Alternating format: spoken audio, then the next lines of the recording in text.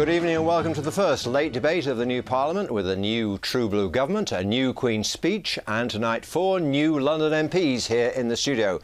They'll be talking about what the election and the government's plans will mean for the nation's capital. So before we get going, a few introductions. The new Conservative MP for Croydon South, Philp.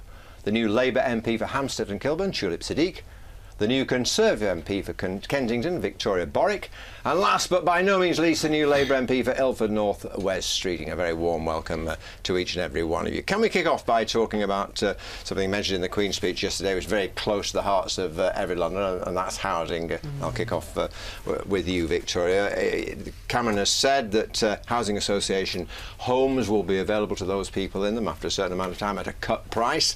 Good news for those people who can afford it, bad news for London generally because it reduces the amount of social housing in the capital.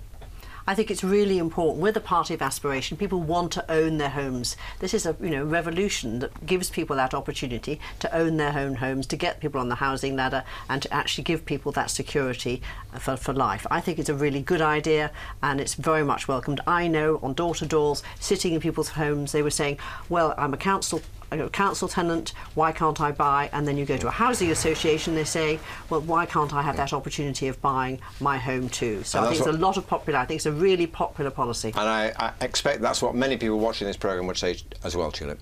Well, Victoria needs to come to Hampstead and Kilburn before she speaks to people on the doorstep, I think. Look, of course we want people to own their houses, but the truth is there's not enough housing in London or in the country, and the Local Government Association recently produced a report which said less than 50% of the housing that's sold under the Right to Buy scheme is then replaced. What we can't do is deplete the social housing stock in London. And if you come to Hampstead and Kilburn, and you're all invited to come, speak to people on the doorstep there, struggling without homes. Massive brownfield sites. Speak to Boris Johnson, even. Boris Johnson, let me just do this. Sorry. Boris Johnson said it would be the height of insanity to use the proceeds of council house home sales in London to help build more homes outside, because it's in London where we have the housing crisis. Boris Johnson, Tory. Well, I think Boris is rightly keen to see houses built in London, and so are we all. But to Tulip's point, I have knocked on quite a few doors in Hampstead and Kilburn. I was the candidate there in 2010, and I know that people in Hampstead and Kilburn and in Croydon South want to own their own home. It's aspirational, it gives them a stake in society, and it's a good thing. But this idea that somehow it reduces the stock of housing is, of course, ridiculous. Because, why is it ridiculous? Well, because when you give someone the right to buy, the house still exists. So yes, you reduce the social housing stock by 1, but you also reduce by 1 the number of people living in social housing units, so the balance of supply and demand stays the same. And also, Wes, I have to say that if they keep to their pledge and they build a new home for everyone they sell, then what's the problem? Because we've actually got an affordable housing crisis in the capital that we're not actually addressing with this policy. In Redbridge, we've got thousands of families in temporary bed and breakfast accommodation. The fundamental issue we need to address is housing supply, housing affordability. Of course, home ownership is important. People want to own their own homes, totally understand that. But there are lots of families who can't even afford to rent. And there's just one more point on this, which is one of the few places that affordable housing has been coming through is through housing associations. By flogging off the stock on the cheap, not only are you depleting the existing supply, you're actually disincentivising housing associations from building more homes. And I have to say, Victoria, if your track record on this is to go back, we can't have much faith in what you say, because you say you're going to build a new one for everyone's soul, but looking back on your track record of the last few years, you've flogged off 26,000 council homes and you've only built 2,000. So that doesn't give you much confidence, does it? Over 100,000 new affordable homes, and with the new housing zones, with the Mayor Development Corporation, we're on track now to build more homes than ever been built. Certainly, if you take the track record of his predecessor, the Mayor is absolutely committed to making sure that we build more homes. He doesn't agree with this policy. He was in the Evening Standard yesterday. Boris Johnson thinks this is a ludicrous policy, so I don't think you should be sitting here defending Boris Johnson's record when he obviously you might hit legal trouble on this, because according to some of the charities, it's against the law for charities to sell homes at less than their market value, so this may never get off the ground. Well, I think the idea is that social housing associations will get made good by the government if they sell the houses at under market value. And I don't think it's fair to say that Boris Johnson disagrees with the policy. What Boris Johnson that's fairly plain to me. He says it would be the height of insanity. No. What Boris Johnson was saying is that the proceeds should get reinvested in London. And as the Mayor of London, I completely understand him saying that. And I agree with Boris that we need to build more houses in London, which, as Victoria just said, he is doing via the enormous, huge-scale regeneration of places like Old Oak Common and Battersea and Nine Elms and Barking Riverside. Let's go on quickly. The truth is that in the Conservatives' policy on housing, there's nothing about renters, there's nothing about building more social housing, which is what we need. So to keep trying to sell off social housing is not what this government should be doing, and we will be holding them to account. Let's move on to something else which obviously people watching this programme are very concerned about, and that's the state of the economy. On the face of it, what David Cameron has to say is quite attractive. No increase in income tax, no increase in national health insurance, no increase in VAT, free childcare, doubled, etc., etc. But how the dickens are you going to do it and get the deficit down? Well, we've been very, very clear. I mean, that's what actually the whole election was about. It was about our long-term economic plan. We put our plan to the people, and the people voted. They went to the polling booths. They voted with their stubby pencils, and they voted for the Conservatives' long-term economic plan. And that's absolutely right. We've got to get the economy back on track. We cannot leave to our children and grandchildren the vast deficit. And freeze income tax and freeze national health insurance? Yes, he's made it very clear. This has got to balance the books, because we can't have people who are in work constantly funding those people who are not in work. Well, they've done it so far. I mean, it could be argued they've made great strides. They've halved the deficit. They've been praised worldwide for the way in which they've turned around the economy. Why should they not be able to continue to do so? Because what we've seen in the last 5 years is actually people who are actually relatively well off getting some of the best deals from this government in terms of tax cuts for the very wealthiest, and even things like raising the income tax threshold. That benefits everyone rather than targeting support where it's actually needed. And David Cameron's trying to steal the One Nation mantra that actually we ran on at the last election just gone. But the reality is this is not a Queen's speech for working people. There's been no evidence yet, and we'll wait and see in the budget as to whether or not he's going to continue the track record of the last Parliament where he was cutting taxes for wealthy. He hasn't ruled out cutting the 45p rate even lower. So I think, you know, where this government still gets it wrong, and I thought there was a real opportunity, having won a majority, to come in and say, actually, do you know what, we've heard the argument of cost of living, we recognise that we haven't done well enough on this, we want to help out people on low and middle incomes, but there's no evidence that we're going to get that fair approach to the budget. The last 5 years were all about helping working families. That's why the income tax threshold was raised. There are 3 million people now on low incomes who are now not paying a single penny of income tax. We've said that people working 30 hours a week on the minimum wage won't pay a penny of income tax either. We've frozen fuel duty, which bears down most heavily on people with low incomes. So the track record of the last 5 years and the plan for the next 5 years is all about helping people on low incomes do better. Are beginning to feel better off, Tulip? I'm going to come in on this. This is a gimmick when you're talking about how this is targeted intervention for people on low incomes. First of all, 44% of adults who work don't even earn enough to pay income tax. So that's not helping those people. Because we've increased the threshold. The second thing I'm going to say is if you are actually talking about targeted intervention, the Tory policies of targeted intervention is one-bedroom tax, which really hits vulnerable people at the bottom, and about the 50p tax, which helps people get a tax cut right at the top. What you're not doing is helping people on very low incomes who are right at the bottom, who are getting ignored by this government. And aren't they the ones who are going to suffer even more, Victoria, when you take £12 billion out the benefit system? Isn't it going to be the weakest who are going to pay the most? Absolutely not. We've said we must look after the vulnerable. It's really important. How do you take £12 billion out of the benefit system and help the vulnerable? It's really important that we make sure that those who really need the help get the help, and therefore those who are able to work should work. Why should you, if you're earning money, have to earn more? You should be very fair and make sure that those who can't work and those who need help should get help, but those who can work, who are able to work, should have that opportunity of doing work. That's why work must pay. People agree with that. You've got to accept that, Wes. I mean, people watching this show will say it's absolutely right that the cap on benefits should come down from £26,000 to £23,000. Why should we pay for people sitting at home? Though when they do that kind of thing, when the Tories do that kind of thing, it does get people back to work. Because the sentiment's fine. Of course, we all want people to be in work, but if they're really on the side of ambition and aspirations, they keep on claiming as part of this, blue-collar conservatism we're hearing lots about at the moment, then why aren't they talking about the fact that so many people are in de-skilled work, are in casual work, low-paid, zero-hour contracts? Why are so many families turning to food banks in the last 5 years? It's not because they're better advertised, it's because of what's actually happening to the real economy. Here are the facts.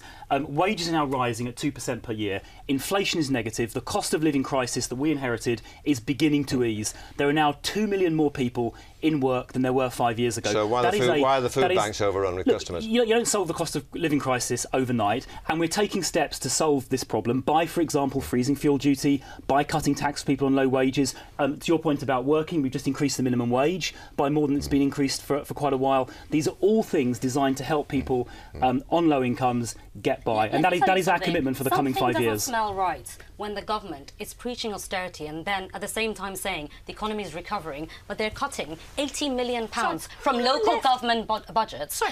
You've had to say, let me say, why are they cutting £80 million from my local government budgets if things are so well? Because that's public services for local people living in Camden and Brent.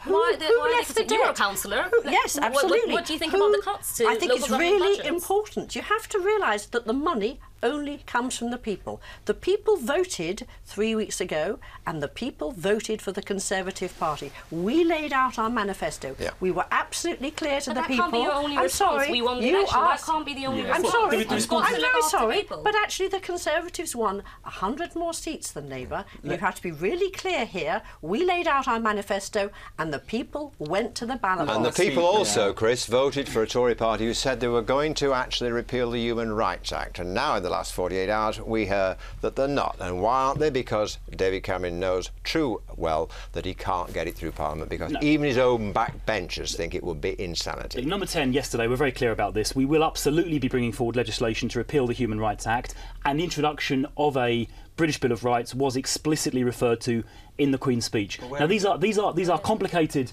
measures, and I think it's quite right that we take a little bit of time to make sure we think them through properly, but we will absolutely be doing this in the lifetime of this Parliament, and I hope early in the lifetime of this Parliament. Isn't it correct that they should repeal the Human Rights Act, if only to stop the spectre, which we've had in the last few years, of criminals in this country who should be deported, still allowed to stay here, court cases in this country in which we try to deport people at a cost of millions of pounds to taxpayers and time again fail?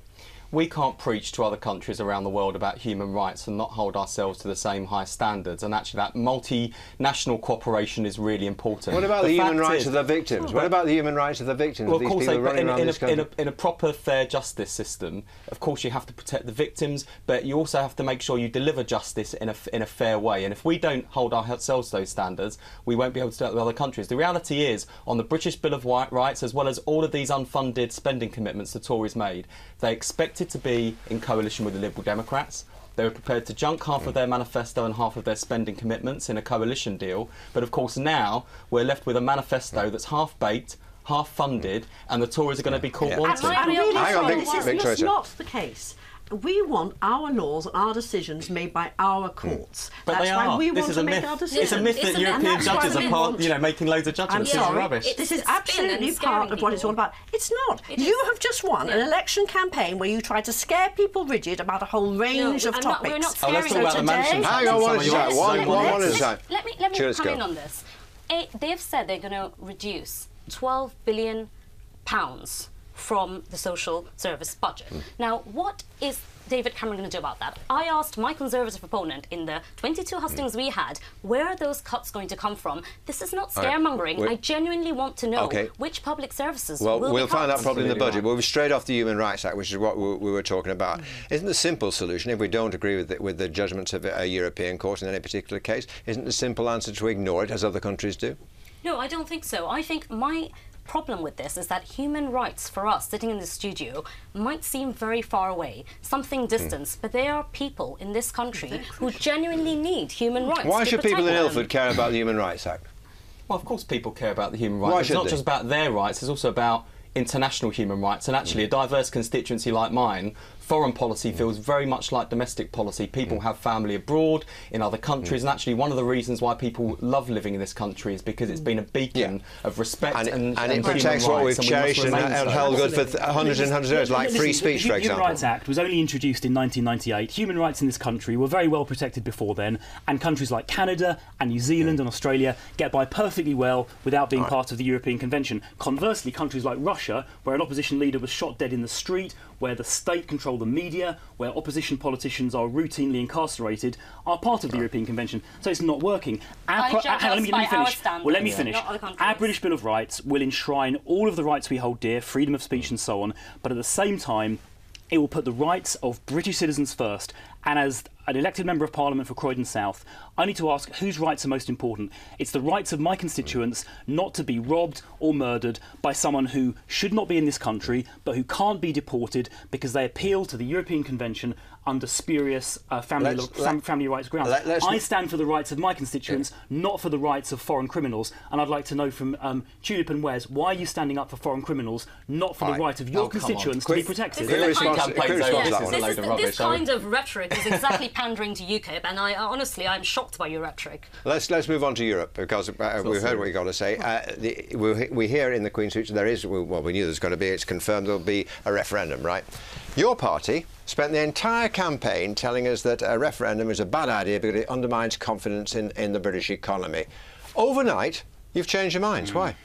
The referendum is going to happen. We will support it because that's what the people voted for. We will support the referendum. We want it to be brought forward. I personally would want it to be brought forward. But you didn't support it 2 weeks ago. And I also know, I'll tell you something though, my main concern is that we somehow, with the Conservatives who want to leave the EU, will end up leaving the EU. I'm sorry. And I firmly want to stay in the EU. Tulip, and I don't I'm sorry. think it's helpful. I'd like someone from the Labour Party to explain to me this change of heart, this sudden, dramatic, overnight change of heart. It's listening to people. People obviously voted because they wanted to make sure that we do have a referendum, and we respect people. Well, we always did, actually. It was the Tories who didn't really. But if you were listening to people in the election campaign, they would have told you in the main they wanted a referendum. Well, I spoke to lots of people in my patch who, some voted for me and some didn't, who said they wanted an EU referendum. I'll be voting for it, and actually I think it puts us in a position as an opposition where we can be a lot more constructive about the terms of the debate, the timetable and all the rest of it. But I must admit, you know, before the election, I thought UKIP's position, I disagreed with it, but it was at least coherent, which is we want out of Europe, and therefore we want a referendum in order to do that. It's got to be a vote. And the Tory position, I still don't understand. Is David Cameron for in or for out? The Tory position Cabinet for in or for is out? that we actually go out there and renegotiate it, which is what the Prime Minister has showed the lead already. He's a terrible negotiator. Out there. He's a terrible negotiator. He's got the distinction. He has only just gone out there to start renegotiating. But he's been Prime Minister for 5 years, and in that 5 years... this is his first time he's had a mandate as an entirely Conservative government since John Major's days to go out there and do that negotiation. I accept that. He is going out there and renegotiating in the last 5 years. If you ask, and you mentioned UKIP, if you look at the vote and you talk about listening to the electorate, we know that we need to renegotiate our position. In the last 5 years, David Cameron... some of the topics about that needs to be renegotiated. Right, I'm sorry. Final word to you, Wes. I'll just point out, in the last 5 years, David Cameron had the distinction of being a centre-right Prime Minister in a largely centre-right European Union who completely isolated himself and, by extension, the country. He's a terrible negotiator. I'm sorry, you cannot will not get the deal that your right-wing wants. And I tell you, I will be supporting David Cameron if he wants to stay in Europe. I don't think half your parliamentary party will. Hang on. At least John Major confronted it. Guys, we were not going to pay more. No one will hear any one of you all talk at once. Victoria's turn. This is the first time we managed to get the budget not increased. You cannot say that David Cameron's been a poor negotiator in Europe. It's the one time he's gone out there. He has taken the mandate. He's going to go out there and negotiate strongly. But and that's what we want as a Prime Minister. Thanks, before David Cameron negotiates, I just want to know, where does he stand on the European Union? Because he has not been explicit. He was not explicit yesterday. We were all in the chamber. He was not explicit. David Cameron, if you're watching this, do you want to stay in the European Union or not? And I want to know. That's what we want to hear from the Prime Minister. I want to know where you and Tulip in particular stand on the leadership of the Labour Party from here on in, because you've got to start rebuilding now big time. Who do you fancy? I'm supporting Liz Kendall. Why? I think she's a breath of fresh air. I think she's energetic and she's got big ideas, not just about how to win the Labour leadership, which is obviously the first hurdle, but she's got her eye on the next election and the coalition we need to win in order to win the general election. Are you concerned about the influence of the trade unions on the leadership? No, not at all, because it's individual trade union members that are deciding. The rules are so much fairer than last time, so every candidate will be able to speak to every elector.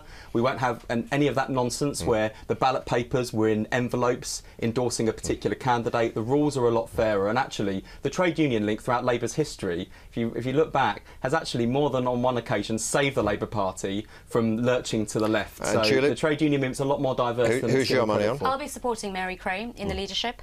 I think we have a very strong range of candidates. I want someone who wins in 2020 and kicks the Conservative government out, as you can probably imagine. I want someone who understands the problems of why we lost, because we did lose. Do you think Mary Cray, who I know and respect, has enough experience to be leader of the Labour Party? Absolutely, I do. And I also think her experience in international development, her experience here, and also generally on the council, when she was on Islington Council, all of those things make her the right leader. Why not Yvette Cooper? Do you think she's tainted by her husband? No, I don't. I don't believe in tainting people with their husbands, I have to say. So people should be judged on their own merits. And why not Andy Burnham, who's, according to the book, is the odds-on favourite? Andy Burnham is probably my second choice after Mary Cray, but I would like a female leader. I think it's time the Labour Party had a female leader. Well, that's their future. It's 30 years behind the Conservative Party. And it's arguably going I wouldn't to want take... a leader like her. Who do you want to support? We'll do the opposite. Yeah, what do you want Aren't you quite relieved that Chuka Umunna has decided not to stand?